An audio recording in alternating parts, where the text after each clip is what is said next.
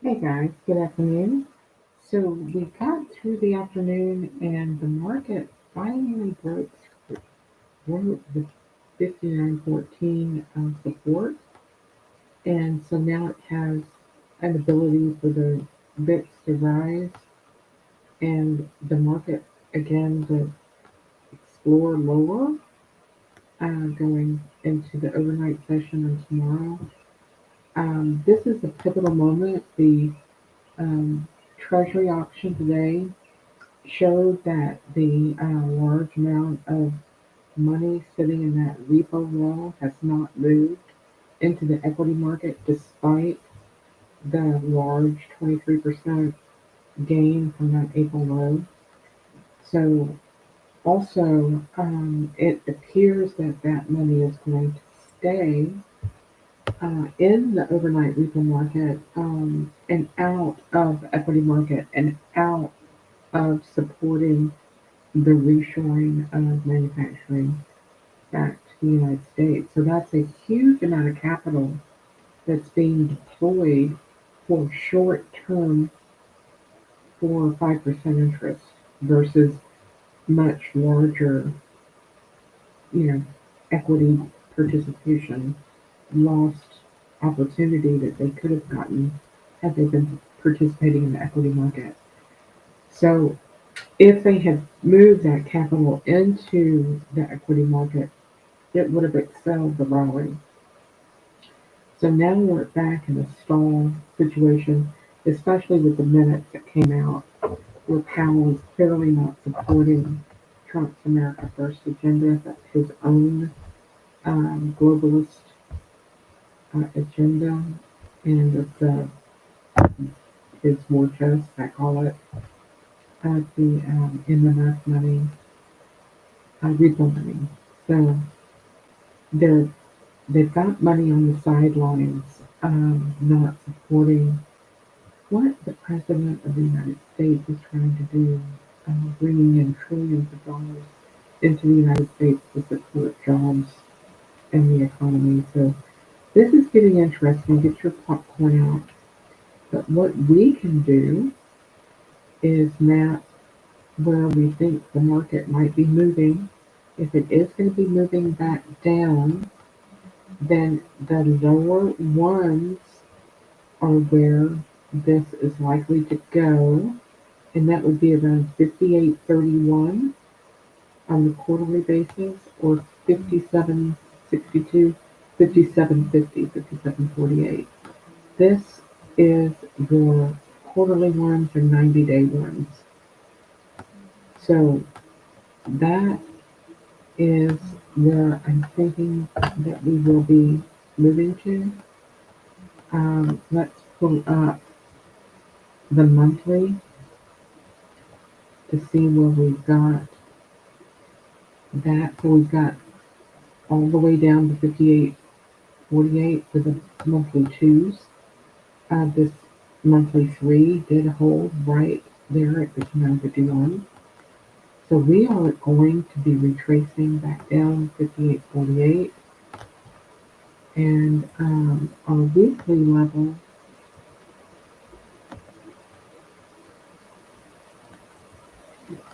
we'll put some more data on here real quick.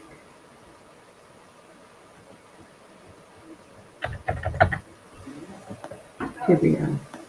We are now back below that weekly one.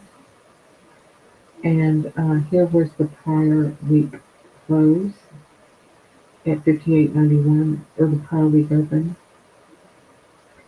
And once we break 58.91 to the downside, we'll be moving back towards the middle of this weekly range.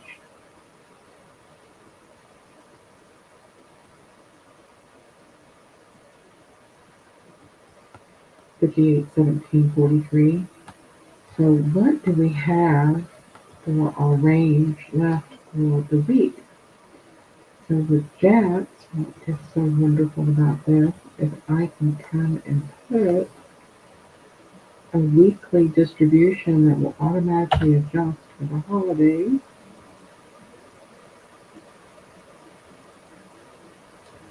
And that was 289. points and 207 points. So you can see this week really started the 27th. So we have a long way to go with our week. So far, bottom to top, we're only at 137. So to get to 207,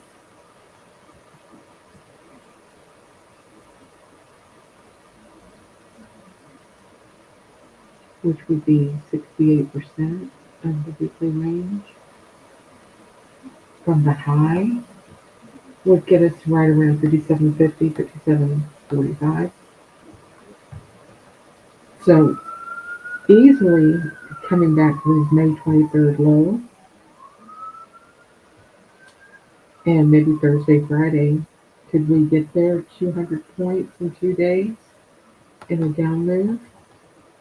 Let's put a daily on here and look.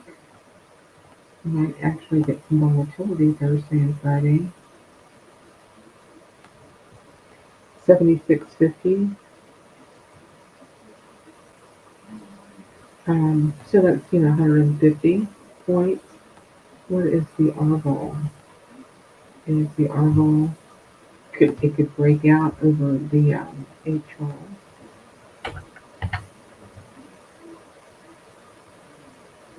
So far the R ball's inside the HR, 56.25. So the first time we break that 76 range on the daily high to low, we've got the green light for that range extension.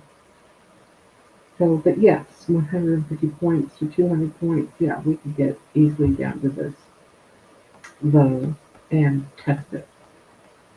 And then potentially get to 57.13 on the weekly. 57.17 on the monthly. So it could happen. We could get down there. I think we have a GDP print coming tomorrow. Let's take a look.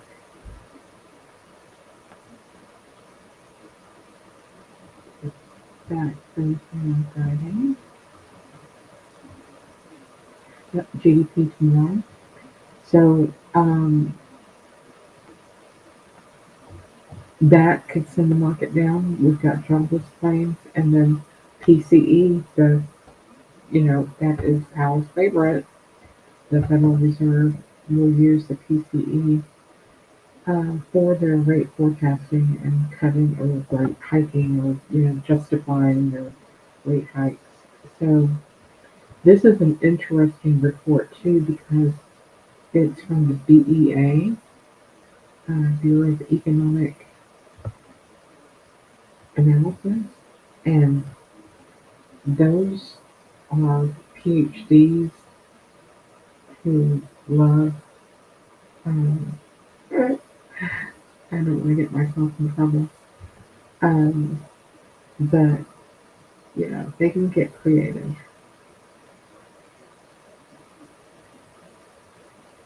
So, um, but definitely, I think they would. We might see, some inflationary numbers come out this week that would support the central bank, considering that there's a PhD statisticians that sort of back them up. So that's interesting how all of this works together. The data, it's not my fault for being a skeptic. The data is always revised. And some of these revisions are eye-opening, like that 800,000 CPI change that we had last August. And although it was from a March reading, it was announced as August. But there's no reason to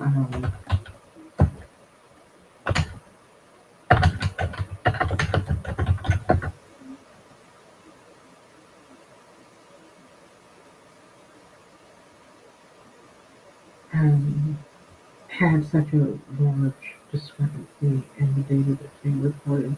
So let me see if there's an errata sheet for the PCE price index. An errata sheet is there changes in um, analysis. So they do provide revisions and updates to its data releases, including yes, they do. Yeah, they release the how the game is played is they release a report that supports the position that they need the market to be in, and then they go back and update the revisions. So it prints those data releases, to reflect changes in their methodology or to um, as new information is received. Um, so that happens on an annual basis, interestingly enough. So they wait to produce those annually. And the BEA provides revised data on its website. So, and again, how the data is changed, their methodology. Like I said, anytime you employ hundreds of PhDs, there's going to be a lot of machinations with how the,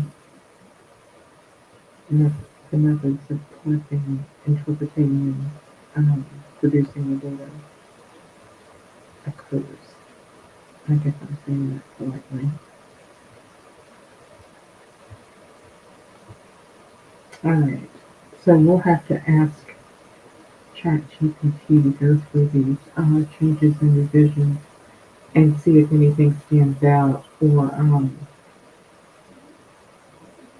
what we can expect to see. But um, we certainly could get down to 57.50 this week.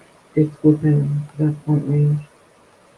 And usually when you're going down a lot faster than you are going up. So we just do not have Federal Reserve supportive of all the efforts that are being undertaken to bring the manufacturing back to the United States. So I think the kumbaya was short-lived.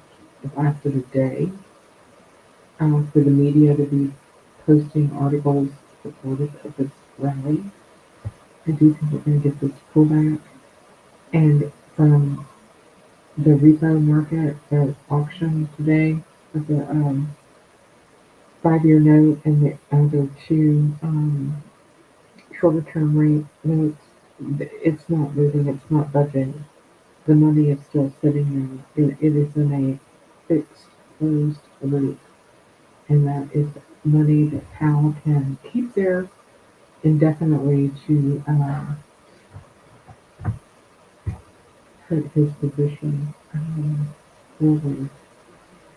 So, which is kind of contrasting bringing manufacturing and jobs back to the United States to support GDP.